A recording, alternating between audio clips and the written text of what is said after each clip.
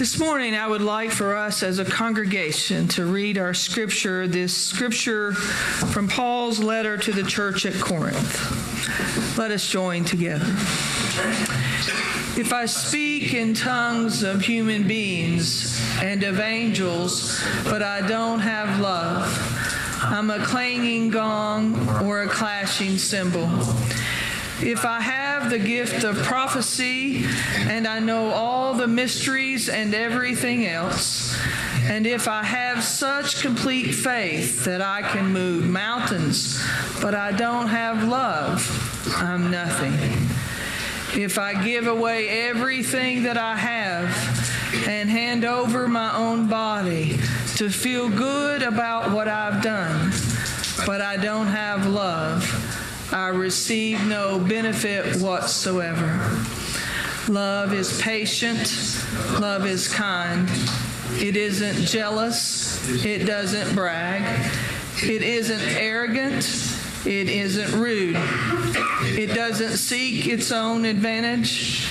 It isn't irritable. It doesn't keep a record of complaints. It isn't happy with injustice, but it is happy with the truth. Love puts up with all things, trusts in all things, hopes for all things, endures all things. Love never fails. As for prophecies, they will be brought to an end. As for tongues, they will stop. As for knowledge, it will be brought to an end. We know in part and we prophesy in part, but when the perfect comes, what is partial will be brought to an end. When I was a child, I used to speak like a child, reason like a child, think like a child. But now I have become a man. I have put an end to childish things. Now we see a reflection in a mirror. Then we will see face to face. Now I know partially, but then I will know completely in the same way that I have been completely known. Now faith, hope, and love remain, these three things, and the greatest of these is love. You know what I don't understand? Asked Lucy of Charlie Brown in my favorite comic strip. I don't understand love. Charlie Brown responds, well, who does? Lucy says, explain love to me, Charlie Brown. And Charlie Brown says, you can't explain love, Lucy. I can recommend a book or a poem or a painting, but I can't explain love. Lucy comes back, well, try, Chuck. Just try. And as is always the case, Charlie Brown can't say no to Lucy. He can't resist doing what Lucy tells him to do. So he says, well, let's say I see this beautiful, cute little girl walk by. And typically, Lucy interrupts. Well, why does she have to be cute, huh? Why can't someone fall in love with someone with freckles and a big nose? Explain that. And Charlie Brown says, well, maybe you're right. Let's say I see this girl walk by with this great big nose. And Lucy interrupts again. I didn't say great big nose. By this time, Charlie Brown's had enough. He sighs that typical woe is me sigh and says, you not only can't explain love, you can't even talk about it. As often is the case, Charlie Brown is touching upon a profound truth. Love cannot be explained. It is beyond explanation. In fact, love is best left unexplained. Tagore, the Indian poet, put it, love is an endless mystery, for it has nothing to explain it. Tagore is only partially right. There is something to explain it. What explains it is the people who love. It's not a verbal explanation, for words are never quite enough. It's explained by the lives of people who love. We see it, we feel it, and then we try to describe it or explain it. And yet Paul did better than anyone in this 13th chapter of 1 Corinthians. And it all sounds good. It really does. This scripture we just read together, wasn't it beautiful? It sounds good until we really understand love in the way Paul describes it. Now, first, a bit of context. I've been asked to read this scripture in at least 90% of the over 50 weddings I've officiated in the past 7 years. And it is a beautiful scripture for such occasions. In truth, I recommend it sometimes. For if a couple checks the box for all these ways to love, they will far exceed the 50% chance of survival that currently exists in marriage. But the truth is, Paul didn't write this scripture for couples getting married. He didn't write it for the Roman society or the highfalutin politicians of his day. No, Paul wrote this scripture very intently. He wrote it to the church. And not just any church.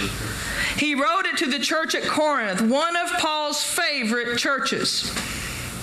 You see, my friends, Paul planted this church about 50 years after the death of Jesus. It was an ancient new church start, so to speak. And I can attest to the admiration for a church you've planted. For as we have learned over the past 7.5 years, starting a church from scratch is hard stuff. And when you look among our chairs and you see folks who've stuck it out, who may have been tempted to leave or to realign church in their priorities, I know I speak for Kenny as well. A pastor has just moved with those who stayed in the trenches through the thick and the thin. For the truth be told, pastors and congregants alike have times of temptation when they're ready to quit. Paul didn't quit on the church at Corinth, and they didn't quit on him. But after he'd been gone a few years, he got word that the honeymoon stage of the church was over. Infighting was going on. People professing a belief and following the example of Jesus had drifted far away from that example. Within the church, folks were vying for roles and status and having heated disagreements. Downright arguments were happening. And Paul heard about this, and he wrote him a letter.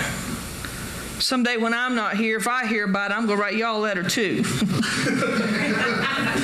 And remember that these letters of Paul's, which make up the majority of our New Testament, they were never intended to become scripture, friends. They were mail. And we intercepted it and translated it over thousands of years, many times incorrectly, I might add. And now we turn to this mail for the lessons for our Christian living. And so when we read these attributes of love, Paul is speaking to a specific audience, the church at Corinth, at a specific time in history. And yet, we can learn. So let us. In the first 3 verses, Paul's setting the table. He's saying no matter how much you do in the church, no matter how much you give, no matter how great your gift and talents are, if these things are not love in action, they mean nada. Nothing. That means don't give your time to the church if you're going to begrudge it or expect something in return. Don't give your money if you're not giving out of gratefulness and joy for the opportunity to make a difference. Don't stroll around town, Pastor Marcia, feeding the hungry, advocating for the powerless, or doing any matter of good if you're only doing it for recognition. Do these things for love and with a thankful heart for the chance to do them. And then, as if setting the table, Paul sets them and us. He sets us up by saying, here's what love looks like. within the church. We read it together. Let's just break it down a bit. Love is patient.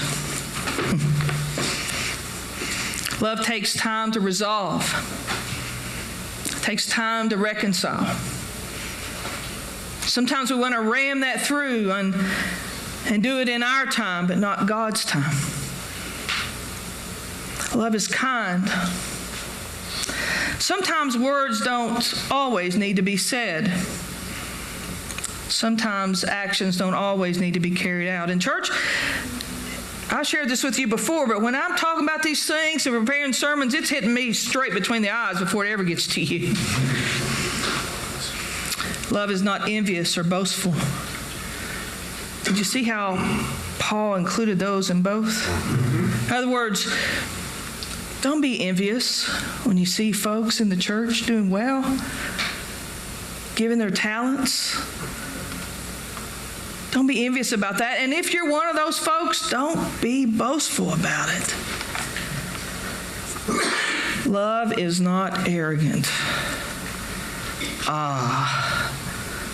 That pride.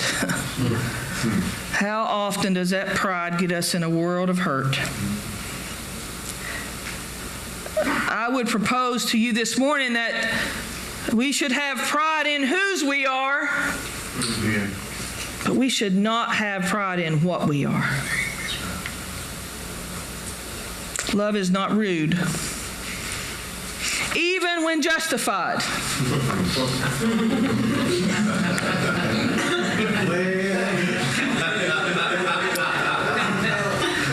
I knew I'd keep digging, I'd get you. In a minute, I'm going to say, raise your hand if you hadn't had one of these problems about loving folks. So get your hands ready. Love doesn't insist on its own way. It is not irritable or resentful. Now, other versions say, love does not keep a record of wrongs. And if I have officiated your wedding, you will know that I always pause at that point, and I say it again. Love does not keep a record of wrongs. It doesn't keep score. I read recently of a woman who was telling a friend, my wife and I had a terrible argument last night, and I hate it because she gets historical.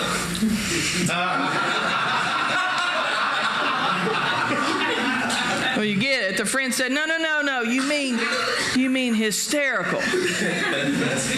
No, she said, my wife gets historical. She brings up all the stuff of the past. I'm going to tread lightly here because my wife's to my left.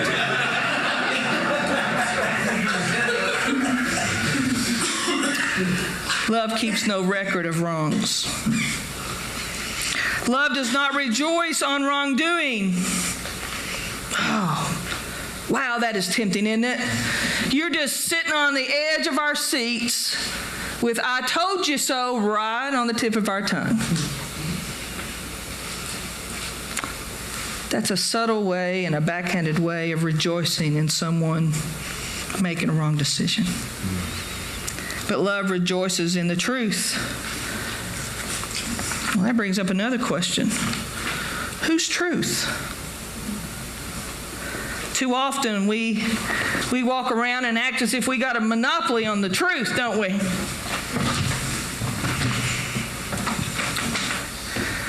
Paul goes on to talk about the character of love and its strength. Love bears all things, believes all things, hopes all things, endures all things. In this way, Paul is reminding the church and us that when we love in the right way, nothing can overcome us, for we will be able to withstand difficult days and difficult people. See, when we love in the right way, we'll believe in one another when it's much easier to doubt.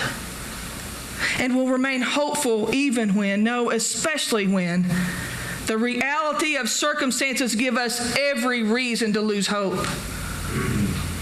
And finally, when we love in the right way, we will endure. When trials and temptations seem to come dangerously close to taking us to the mat. this famously loving passage of Scripture concludes with Paul reminding the church at Corinth and at Bluegrass United Church of Christ that love practiced in the right way will never end. Our gifts and talents might fade. I don't sing as well as I used to. I can't hit the same notes, Kenny. Our ability to give might be reduced. Our very ways of being will ebb and flow until we finally fade away. And yet, when we see how to love clearly, Paul says, not as a child, meaning here not as someone with a new faith, but as someone who's weathered the storms. As someone who's weathered the storms and are tempted to call it a wrap and move on and sit outside the church judging the folks inside the church. It's always an interesting phenomenon to me. Paul's talking about folks that have every reason to quit loving and quit being and quit doing, but they refuse. Then we'll know what it means to love God, Paul says. To love one another more fully. And now Paul finishes, faith and hope and love abide. In other words, faith's the backbone of being church. Faith that God will see us through. That God will help us love one another when we don't especially like one another. Faith abides. Hope also abides, Paul says. I wonder, without hope, how do people cope? Without hope, how do churches stay churches? Without hope that disagreements can be mended, relationships can be reconciled, and God is still speaking and working and healing. I'm quoted to say, as long as there's life, there's hope. Faith abides, hope abides, and love abides, Paul says. And the greatest of these is love. It all sounds good, doesn't it? And it is good. But it's very, very difficult to love in the way Paul calls us to love. It's not impossible, but it's difficult. See, we can't do it alone because left to our humanness and our ability to love, we get impatient with one another. We get jealous of how someone might have a key role in the church or in the community, and we just sort of sit back and wait for them to fail. Or we are the key person in the church or the community. And instead of humbling ourselves in service to the church, we're arrogant about it.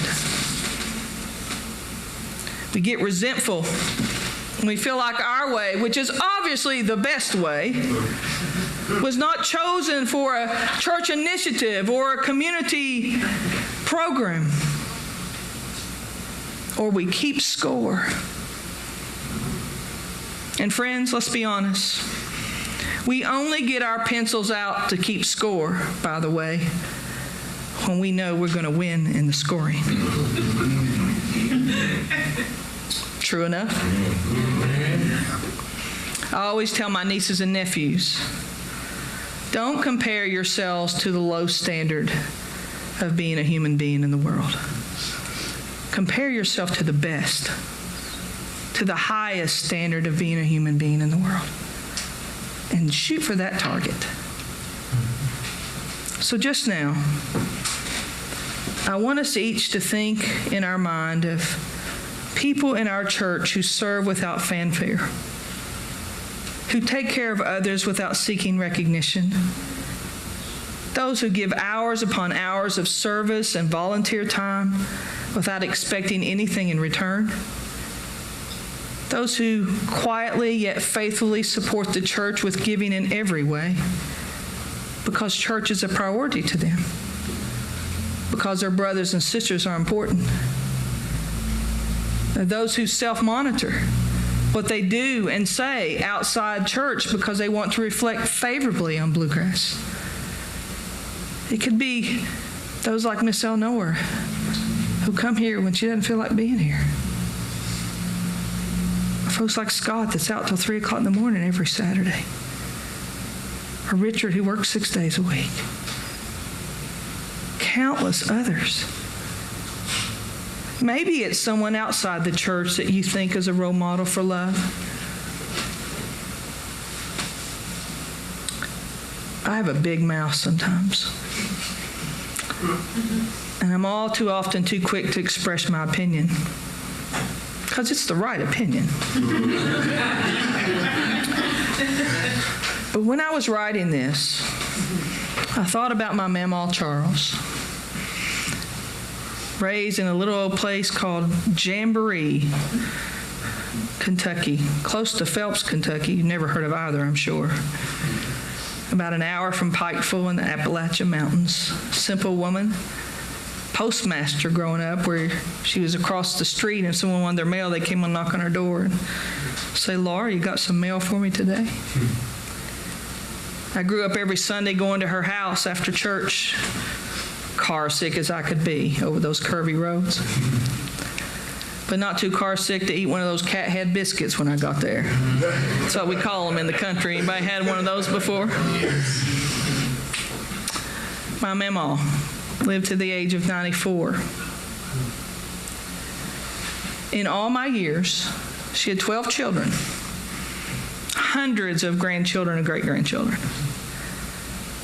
And many of those children and great-grandchildren and grandchildren were a hot mess. In all my years, I only heard her say a derogatory word about someone one time. And that was against Pete Rose. And I'm going to tell you why. It had nothing to do with gambling. Pete Rose was invited. That was the time of the coal boom. And there were two brothers called the McCoy brothers that went from shack to mansion almost overnight. And they had built Phelps High School, a new gymnasium. And they had a lot of money, and they knew Pete Rose and had access to Pete Rose, so they invited him to come for the ribbon cutting. And those little country kids were so excited to have Pete Rose right there in their little place of Jamboree in Phelps, Kentucky. And word got to my Mamaw, because she did have all those kids and grandkids, you know, that he wouldn't sign any autographs. And she said, "Shame on him." Those little children stood in that line, and all they wanted was an autograph and a picture with him, and he couldn't take the time to do it. Shame on him. That's the only derogatory thing I ever heard say in my life. So when I think of people who do things not for recognition, who love without fanfare, who are committed, she was so committed to her little Presbyterian church, who love in the way Paul's called us to love, I think of my Mamaw Charles. And I want to be like her when I grow up. Who is that person for you this morning?